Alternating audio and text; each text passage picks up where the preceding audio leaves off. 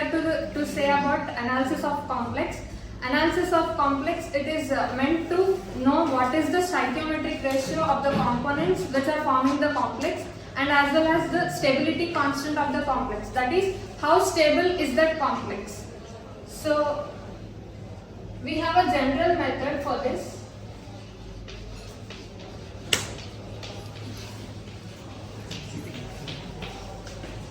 So we need to take the metal ions and n number of ligands.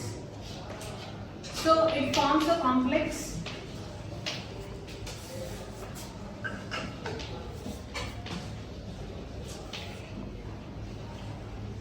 So if we take this in the form of by applying the law of mass action,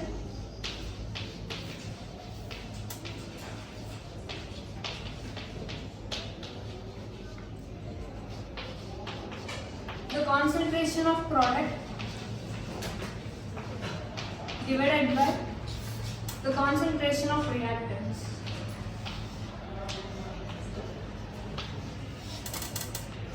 Raise it to the power. So, and if we change this equation like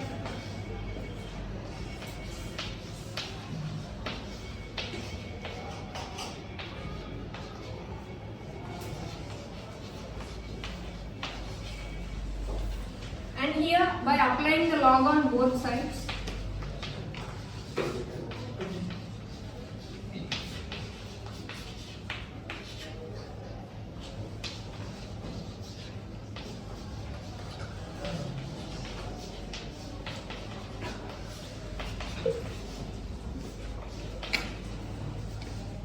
here it will become in the form of log x bar m, then m log x.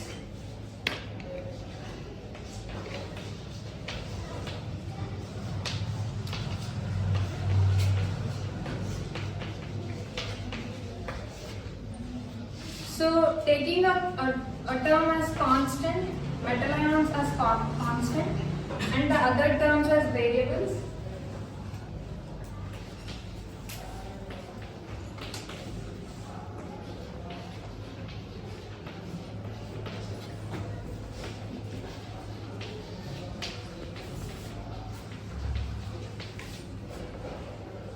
So now we need to plot a graph. For that we need to take this equation in a form of y is equals to mx plus c. So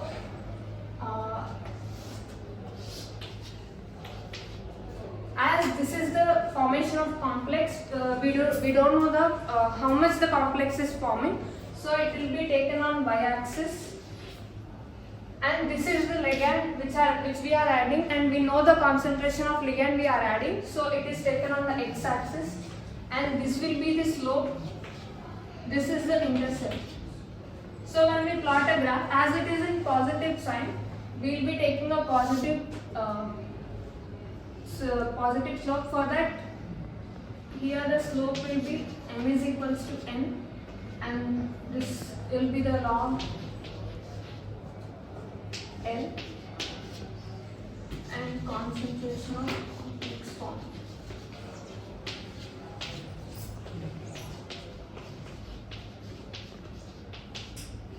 So here this says that this m is equals to n gives us a stoichiometric ratio of the components, and this intercept will give us the stability constant of the complex.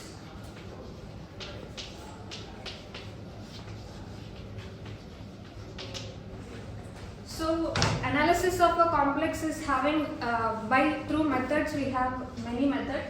Among that, first one is solubility method.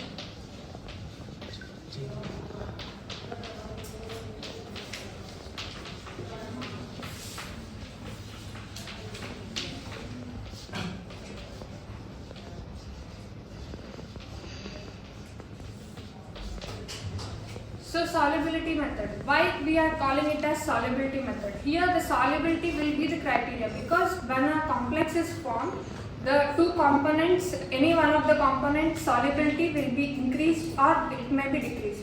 So based on that solubility, we are considering this method as solubility method. Example is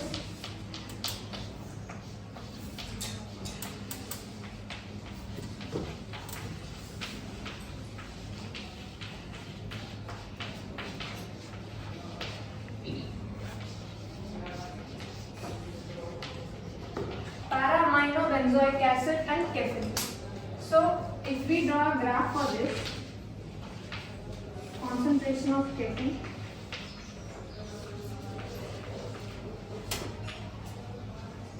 concentration of solubility of power,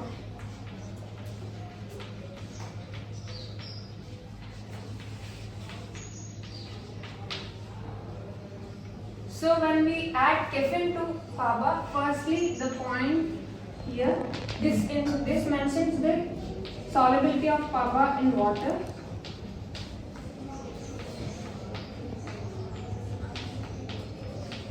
By increasing the concentration of caffeine, it slightly raises up to the point A.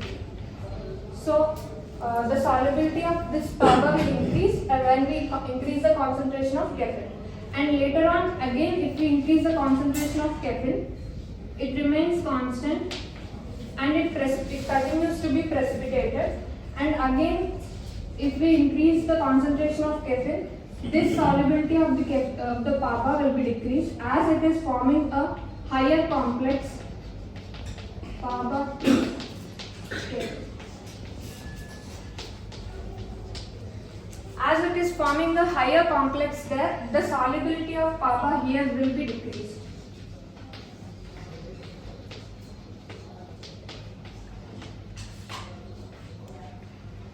Hence, we can say that the solubility of one of the component will be decreased by after the formation of complex.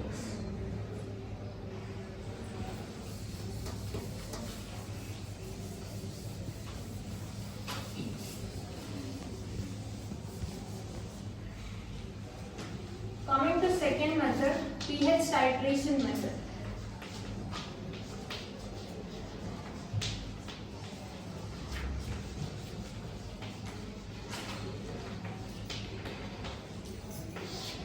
Firstly, let us take the glycine, plain glycine, and it is NaOH is added to the glycine.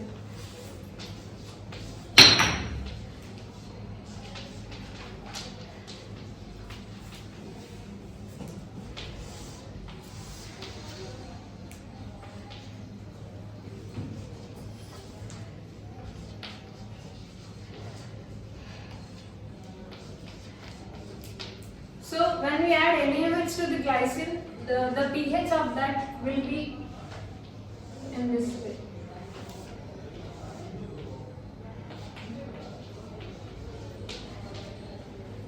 And at the same time, the second, we will be taking a complex that is of copper reacting with glycine.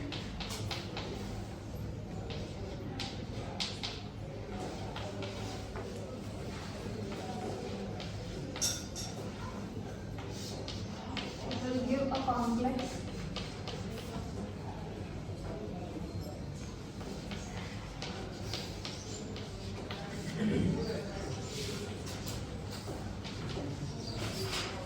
So while formation of the complex, the liberation of hydrogen and H plus ions takes place. And now the complex is formed, and now if it is titrated with NaOH, the pH will be decreased and it will be in the form somewhere. So at one of the point, after this reaction gets completed and it is completely converted into this complex, then there will be no liberation of this H plus ions, and so the pH will be increased.